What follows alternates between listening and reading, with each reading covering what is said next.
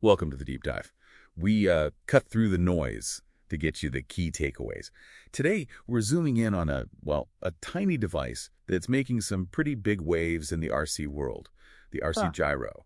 Now, when you hear gyro, you might think of those big mechanical things, right, like on ships or planes.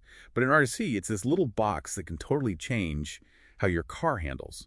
So our mission today is to sort of unpack what these RC gyros really are, how they work, and how they've reshaped the hobby. Because it's a bit of a misconception, isn't there, about what's actually in that little box. It's cleverer than you might think. Exactly. Yeah, what's really fascinating is just how different they are. I mean, you take the classic mechanical gyroscope, that's like a 19th century invention, right? Yeah. It really uses the conservation of angular momentum. Think of a really well-balanced spinning top. It's got a fast rotor, gimbals, and it physically resists being tilted. It wants to stay pointing the same way. Right, physically pushing back. Precisely. But the modern RC gyro, totally different beast. So it's not actually like spinning inside the car. Not a bit. Nope.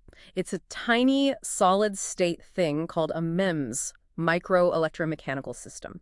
Basically, tiny little mechanical bits built right onto a silicon chip. No big moving parts. It works using the Coriolis effect.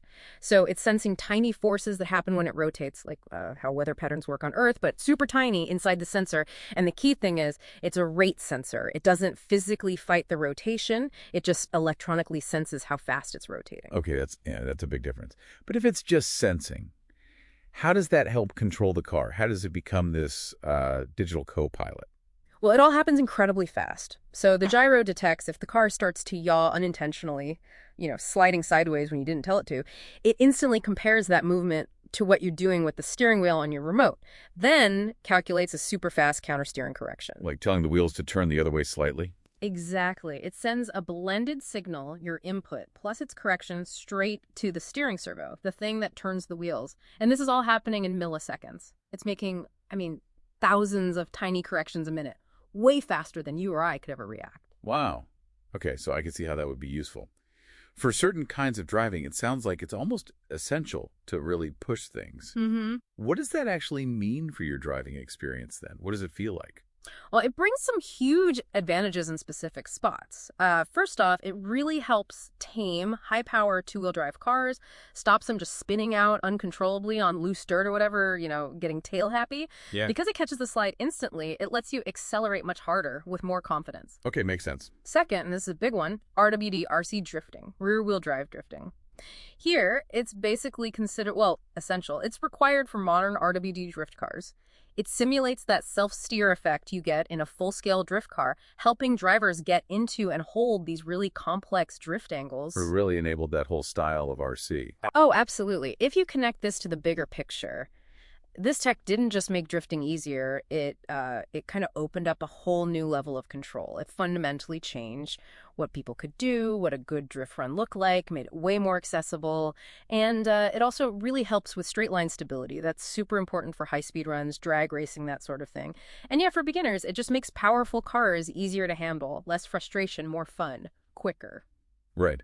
But with all those benefits, why wouldn't everyone just stick one in their car? Does that bring up the question of, is it a tool or is it a bit of a crutch, masking skill? Yeah, that's definitely a debate you hear in the hobby. And it's a fair point.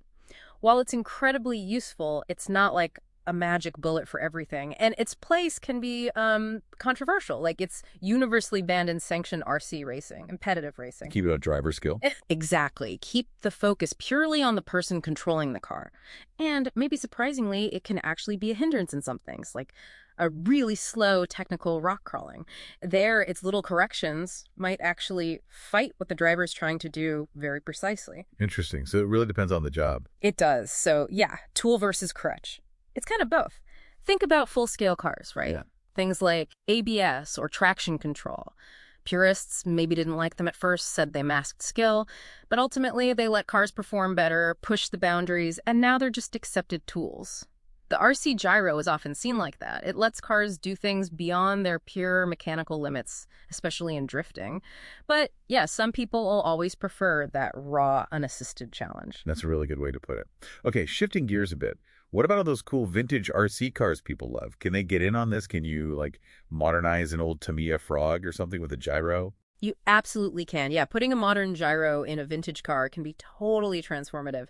But it usually means you need a full electronics overhaul, a modernization. You'd have to swap out the old mechanical speed controller if it has one, and definitely the old radio system, those 27 or 75 megahertz ones. Oh, right. Need the modern radio gear to talk to it. Precisely. You need a modern 2.4 gigahertz radio system and a compatible electronic speed controller, an ESC.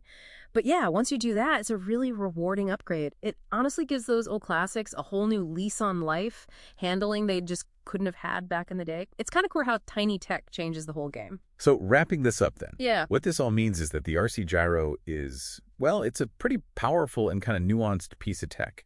Way more going on than just a spinning wheel inside. It's really redefined whole parts of RC driving. Yeah, absolutely. And I think at the end of the day, the choice to use one, it's really personal. It totally depends on what you're doing with your RC car. It might be absolutely essential for your driving style, like RWD drifting. It could be a band advantage if you're competing. Or maybe it's that transformative upgrade for a beloved classic. So maybe the thing to think about is, how does this knowledge shape your next RC adventure? What do you value most, that raw, unassisted skill, or using the tech to push what the vehicle itself can actually achieve, something to mull over?